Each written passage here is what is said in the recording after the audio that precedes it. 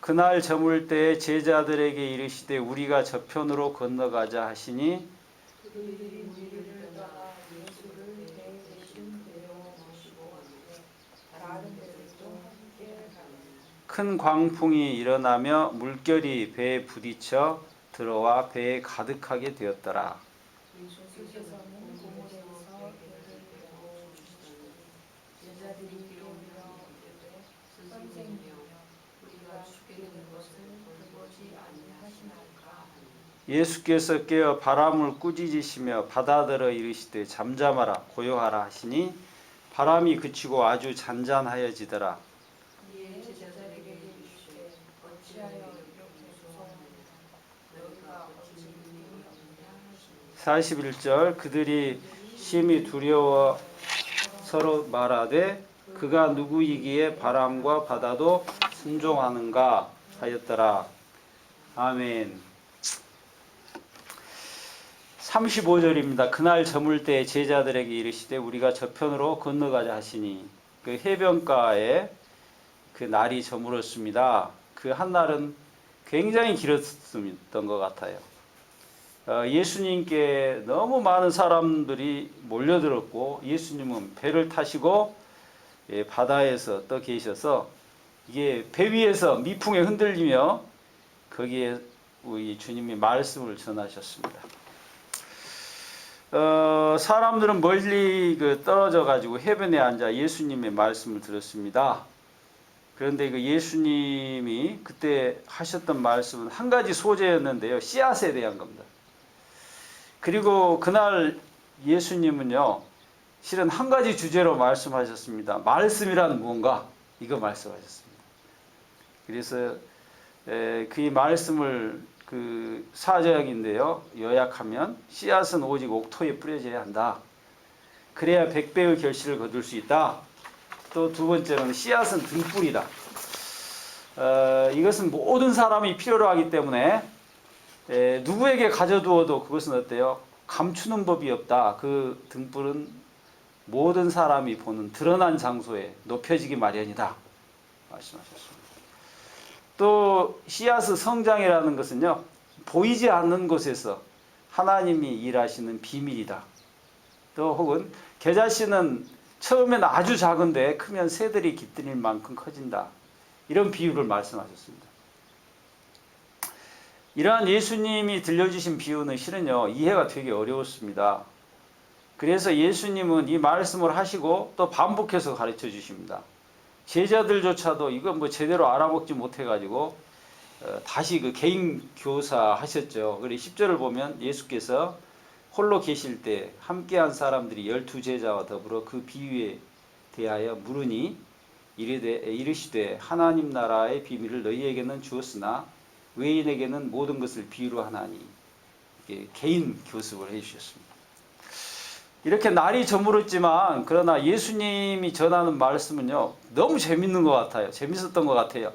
그래서 사람들이 그 예수님 곁을 떠나려 하지 않았습니다. 그러자 예수님은 제자들을 독촉하셨죠. 그래서 그 해변에는 많은 사람들을 뒤로 남기고 그 자리를 떠나셨다고 되어 있습니다. 그런데 이 사람들이 해변에 버려졌다는 말은 아니에요. 이 낮에는 예수님의 말씀을 귀로 들었지만 이게 홀로 남게 되면 어떻습니까? 이 들었던 말씀을 다시 되새김할 겁니다. 마치 뭐 소가 영호를 다시 끄집어내 우물거리듯이 다시 되새김을 하게 되는 거죠. 그래야지 오히려 그 뿌려진 씨앗이 이렇게 뿌리를 내리고 자라게 될 겁니다. 그래서요, 신앙에서 실은요, 홀로 남겨진다는 건 굉장히 중요한 겁니다. 27절입니다. 그가 밤낮 자고 깨고 하는 중에 씨가 나서 자라되 어떻게 그리 되는지 알지 못하느니라. 그러니까 이 비밀한 순간이 중요한 거죠. 땅이 스스로 열매를 맺되 처음에는 싹이요, 다음에는 이삭이요, 그 다음에는 이삭의 충실한 곡식이니라. 물론 보고 듣는 것을 통해서 이렇게 신앙의 씨앗이 뿌려지는 것은 사실이지만 사람들이 보지 못하는 그 내밀한 곳에서 실은 신앙은 성장하는 법입니다. 예를 들어서 12의 그 혈루증을 앓은 한 여인이 병을 낫기 위해 예수님께 온 적이 있습니다. 그는 예수님이 옷자락을 물리적으로 만지려 그랬죠. 이게 마가복음 5장인데요. 예수의 소문을 듣고 무리 가운데 끼어 뒤로 와서 그 옷에 손을 대니 이는 내가 그 옷에만 손을 대어도 구원을 받으리라 함이 이르라. 그래서 그녀가 이렇게 이제 병이 나았거든요. 그런데 예수님 아니라 그랬습니다. 아니라고 그랬어요. 실은 그녀가 보지 못했지만 실은 그녀의 내면에 믿음이 있었습니다. 이 믿음이 그녀를 낫게 했다. 예수님은 다시 이렇게 지적해 주십니다. 이게 5장 34절인데요. 예수께서 이르시되 딸아 내 믿음이 너를 구원하였으니 평안히 가라. 내 병에서 놓여 건강할지어다. 그 내면의 그 믿음은 물리적으로 귀에 들리지 않고 눈에 보이지 않는 것이지만 바로 이 믿음으로써 이렇게 내면에서 성장하는 것이고, 따라서 예수님은 그 많은 무리들을 그 해변에 두고 바로 이렇게 홀로 서는 귀한 중요한 기회를 주셨던 것이라고 할 수 있습니다. 그리고 예수님을 실은 배는 그들을 떠나고 있었습니다. 그 제자를 물론 태우고 있었죠. 그리고 배는 서서히 실은 그 날이 저물었고 어두운 바다를 향하여 떠나고 있었습니다. 그 어둠이라고 하는 건 공포스럽잖아요. 공포잖아요. 그런데 과연 그 배는 실은 그 어두운 바다에서 그 미친 바람을 만나게 되는 것이죠. 물론 예수님은 그 바빴던 그날이 저물어 가지고 이 배를 타고 쉬러 가신 건 아니었고요. 제자들은 그 어두움 속에서 어두움으로 떠난 배에서 정말 말씀이란 무언가, 그 말씀을 만나게 될 겁니다. 제자들은 그 미친 바람 속에서 말씀이란 무엇인가 그것을 소위 확인하게 되는 겁니다. 36절입니다. 그들이 무리를 떠나 예수를 배에 계신 그대로 모시고 감에 다른 배들도 함께 가더니, 그러니까 배에 예수님 앉아 계셨는데 제자들은 앉아서 설교하신 그대로 모시고 가버린 겁니다. 자, 이 성경의 내용을 보면 세 무리가 나타납니다. 그 어두움 해변가에 남겨져 있던 첫 번째 무리고요. 두 번째는 예수님과 배를 타고 어두움을 향해 갔던 두 번째 무리입니다. 그리고 예수님을 졸졸 따라다니는 세 번째 무리가 있었는데 오늘 성경에서는 뭐라고 나와 있냐면 그 36절에요.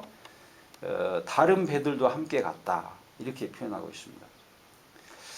저는 이 세 번째 무리에 대해서 이렇게 제 생각이에요, 제 생각. 이 사람들은 아마 마마보일 겁니다. 이 물리적으로 눈에 보이는 예수님을 확인하려고 하는 사람입니다.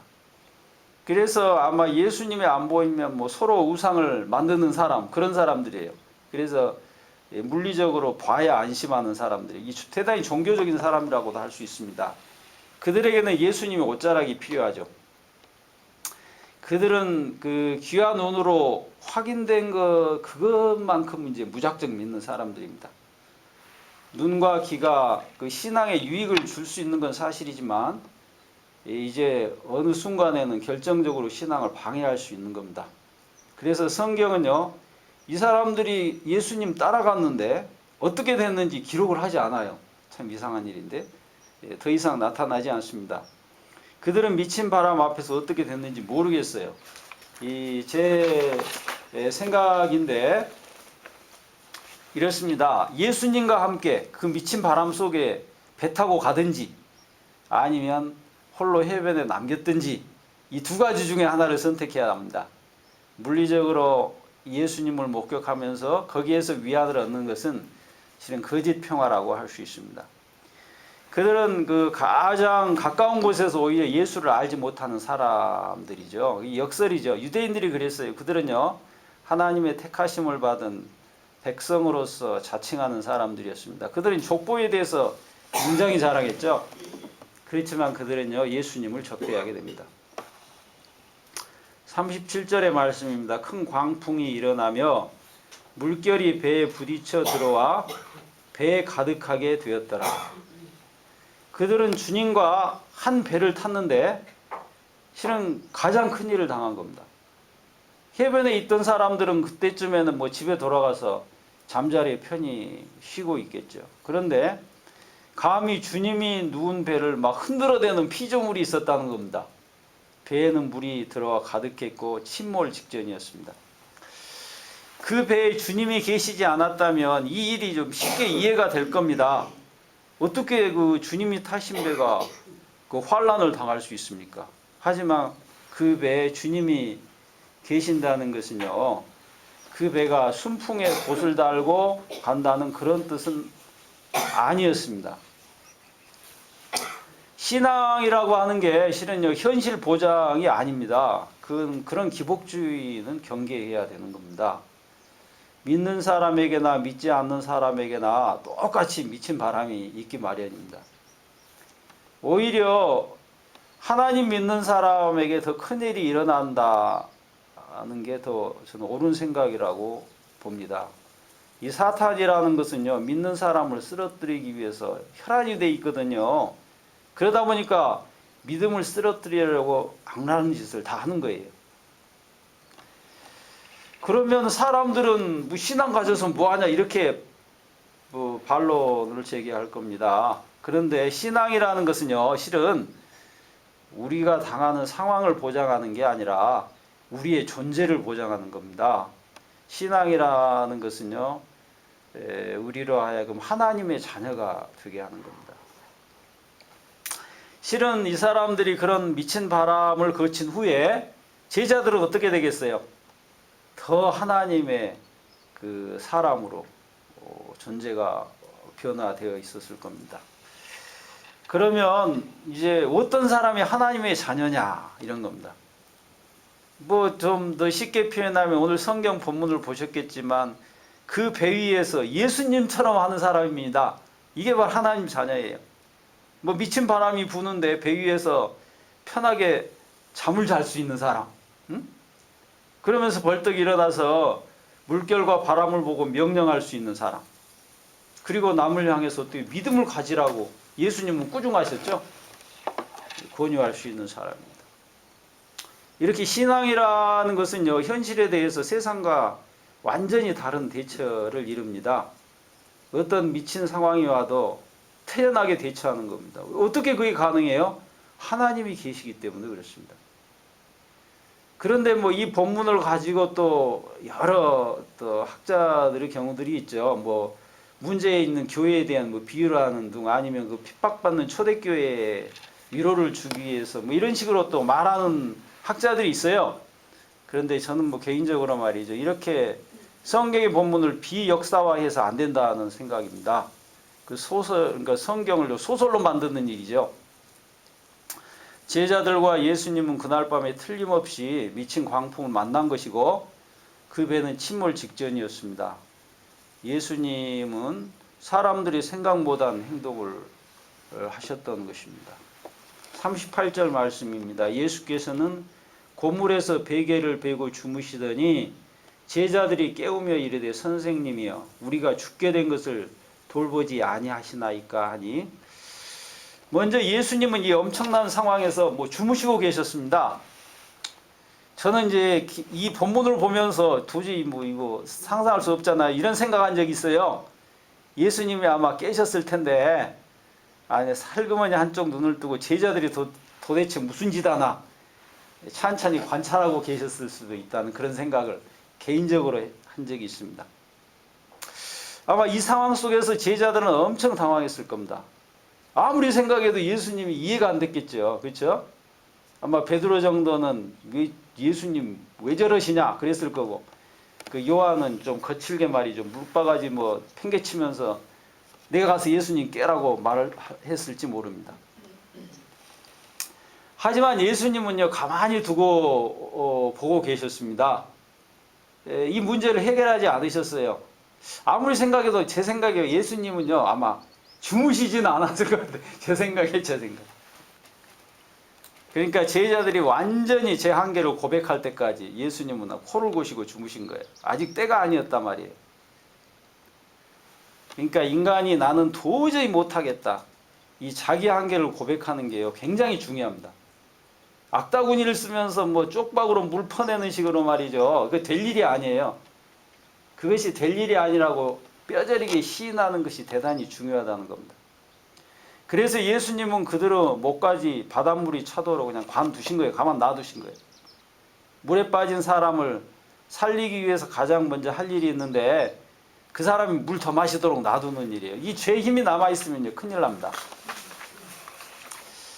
39절입니다. 예수께서 깨어 바람을 꾸짖으시며 바다들어 이르시되 잠잠하라 고요하라 하시니 바람이 그치고 아주 잔잔하여지더라. 그들은 예수님을 따르며 예수님을 아주 존경했습니다. 존경 이상이에요. 하지만 그들이 그 경험을 한 후에 일어난 일이죠. 그러니까 그 전까지 그들은 뭐 존경을 했어도 그 어떤 경계선이 있었을 거 아닙니까? 그런데 그 경계선이 무너져 버린 거예요. 미친 바람을 배가 뚫고 지나간 다음에 제자들에게는 저건 경계선이 무너져 버렸어요. 예수님은 바다와 바람을 향해서 그 인격을 대하시듯 했고 그들에게 명령했습니다. 그랬더니 그것이 꼼짝없이 순종했다는 거예요.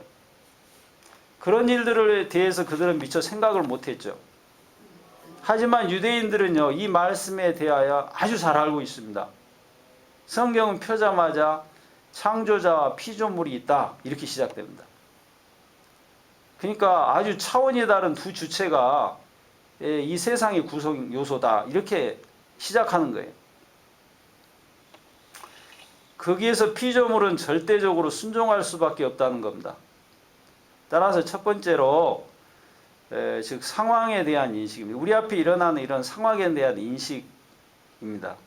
바다가 뒤집어지는 상황이라도 그것이 사람의 생명을 위협할 수는 없다는 겁니다. 이게 성경이 우리에게 말씀해 주시는 거예요. 그 피조물은 감히 예수님을 도전할 수 없다는 거예요. 우리가 하나님의 섭리를 따라서 늙어 죽을 수는 있겠지만 그대로 받아들여야 하지만 하나님의 섭리의 시간표를 이게 피조물이 바꿀 수는 없다는 거예요. 제자들은 낮에 들었던 그 말씀을 미친 바다 위에서 확인하고 있었습니다. 창세기인데요. 땅이 혼돈하고 공허함이 흑암이 깊음 위에 있고 하나님의 영은 수면 위에 운행하시니라. 그러니까 예수님은 다시 확인시켜 주셨는데 무엇을요? 혼돈의 상황이라는 것이 하나님의 말씀이 능력이 드러나는 배경에 불과하다. 이걸 보여주신 거예요. 그것이 우리를 침해할 수 없다는 겁니다. 미친 바다의 현실은 신앙을 배우는 교실이다. 이걸 알려주신 거예요. 상황이란 무엇인가에 대해서 말합니다. 40절입니다. 이에 제자들에게 이르시되 어찌하여 이렇게 무서워하느냐 너희가 어찌 믿음이 없느냐 하시니 예수님은 바람과 물결을 꾸중하신 후에 누구를 사람을 이제 꾸중하신 겁니다. 오늘 40절이죠. 그들은 예수님 바로 옆에 계시니까 예수님 득볼로 했는지 모르는데 그러다 죽을 뻔했어요. 정말 이상한 경험이잖아요. 실은 바람을 순종하게 하는 자 옆에 있으라는 게 아니라 내가 바람을 잔잔하게 하라는 겁니다. 물결에 명령할 수 있는 자를 가서 깨우라는 게 아니라 어떻게 해요? 그 물결을 향해서 명령하라는 겁니다. 그러니까 믿음을 드러내라 이겁니다. 그러므로 그들을 죽게 할 수 있는 위협적인 것은 상황이 아니었습니다. 예수님의 지적은요. 그건 될 일이 아닌데 그 본인들이 스스로 익사당하고 있다는 겁니다. 그들에게는 이미 살 길이 주어졌다는 겁니다. 그들은 미친 바다의 배 위에서 예수님처럼 해야 했다. 이걸 이야기하는 겁니다.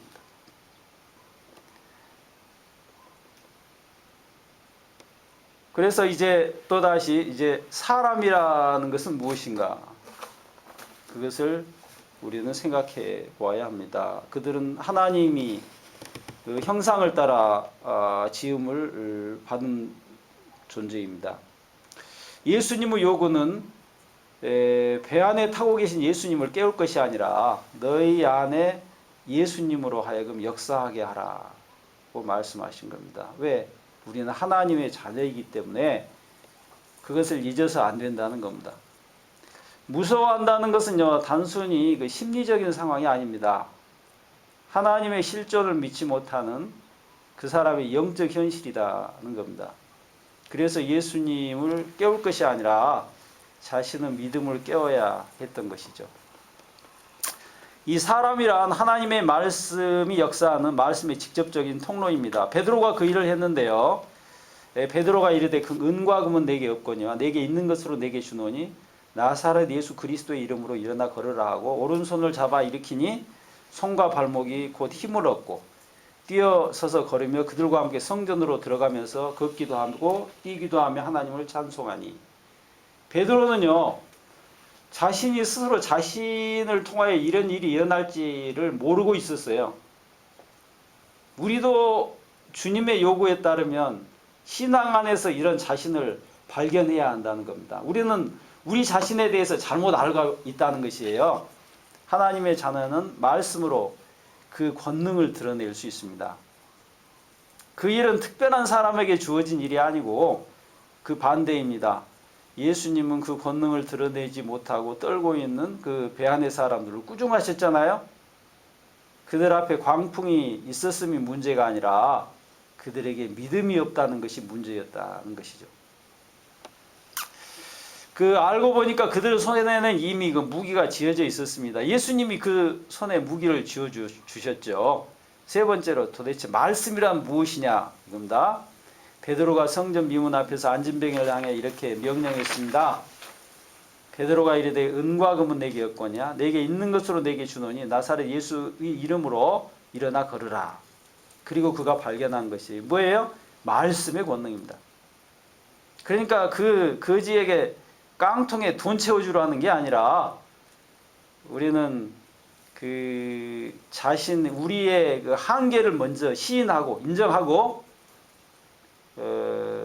물론 그 인정을 하기 위해서는 뭐 제자들처럼 그냥 미친 바다를 한 번씩 통과해야 되는지 모르겠는데 이런 한계 상황을 경험해야 되는지 모르겠는데 우리가 배 위에서 뭐 쪽박으로 물을 퍼내서 될 일입니까? 그 가소로운 것을 인정하고 바로 하나님의 말씀의 능력을 하나님의 말씀만이 대안이라는 것을 드러내라는 것입니다. 창세기를 보면 하나님이 이르시되 빛이 있으라 하시고 하시니 빛이 있었고 자 하나님은요 이 6번의 명령을 통해서 세상을 창조하셨다. 성경에 기록하고 있습니다. 41절입니다. 그들이 심히 두려워하여 서로 말하되 그가 누구이기에 바람과 바다도 순종하는가 하였더라. 그들은 미친 바람이 자신들을 삼키고 말 것이라는 확신을 가지고 있었습니다. 그들은 그 쪽박으로 자신을 구할 줄 확신하고 있었어요. 그래서 그걸 가지고 악다구를 쓰고 싸우게 했겠죠. 그들은 그 예수님과 가까이 있기 때문에 그것이 자신의 안전을 보장하리라고 생각하고 있었습니다. 하지만 그 밤을 경험한 후에 그들은요 먼저 뭐라 그랬어요? 예수님을 두고 이렇게 말한 거예요. 저 사람이 누구냐? 그들은 예수님을 잘 알지 못했던 겁니다. 그런데도 그들은 예수님을 잘 알고 있다고 생각했죠. 실은요 예수님은 정의할 수 없는 분이십니다.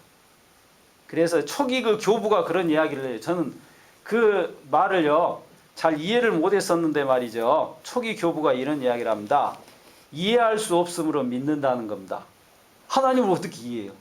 그러니까 그냥 음식을 꼭각 우리가 삼켜 먹는 것처럼 우리가 뭐 이 음식을 분석합니까? 우리는 이해할 수 없으므로 믿는다는 겁니다. 다시 말해서 아는 체 하지 말라는 거죠. 그런데 예수님이 누구냐고 묻는 우리에게 실은 한 가지 더 질문을 던지는 겁니다. 너는 누구냐 이 말이에요. 나는 도대체 누군가? 실은 우리 자신들은 우리에 대해서 잘 알지를 못합니다. 예수님은 그런데 뭐라고 그래요? 미친 바다에서 우리를 향해서 이런 말씀을 하시잖아요. 바다와 물결을 향해 명령하라는 겁니다. 나는 누구냐? 신앙이라고 하는 것은 실은요 나에 대한 정의도 바꿔놓는 하나의 엄청난 사건입니다. 우리는 우리 안에 존재를 규정할 수 없는 예수님을 모시고 있는 존재입니다. 신앙이란 참으로 차원을 바꾸는 일이라고 할 수 있습니다. 우리 다 함께 기도하겠습니다. 주님께서는 그 해변에서 많은 사람들을 말씀으로 깨우쳐 주시고 또 그 어두운 바다를 향해 배 타고 가셨습니다. 거기에서 말씀이란 과연 무엇인지를 제자들에게 보여주셨습니다. 이 세상은 마치 어두운 바다와 같습니다. 미친 바람이 불고 또 우리의 힘으로는 아무 대안을 낼 수 없는 엄청난 어두움의 현실입니다. 그러나 주님께서 우리에게 하나님의 말씀을 맡겨주셨습니다. 이 말씀으로 이 세상의 빛이 되며 또 세상의 소금이 되도록 우리에게 은총을 베풀어 주시옵소서. 예수 그리스도의 이름으로 감사하며 기도했습니다.